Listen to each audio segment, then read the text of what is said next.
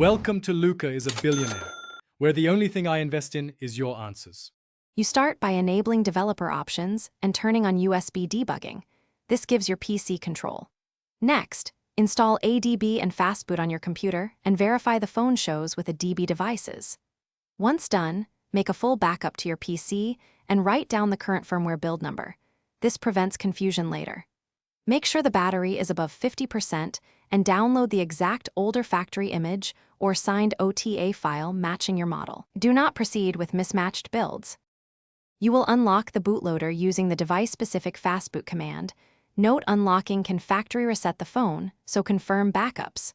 Once unlocked, reboot to bootloader and flash the older factory image components. Boot, system, vendor, using fastboot flash commands. If you have a signed OTA package, sideload it via a DB sideload.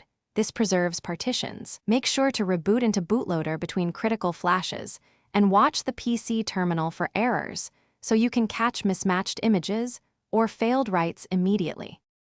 After flashing, boot the device and let first boot complete. This can take several minutes.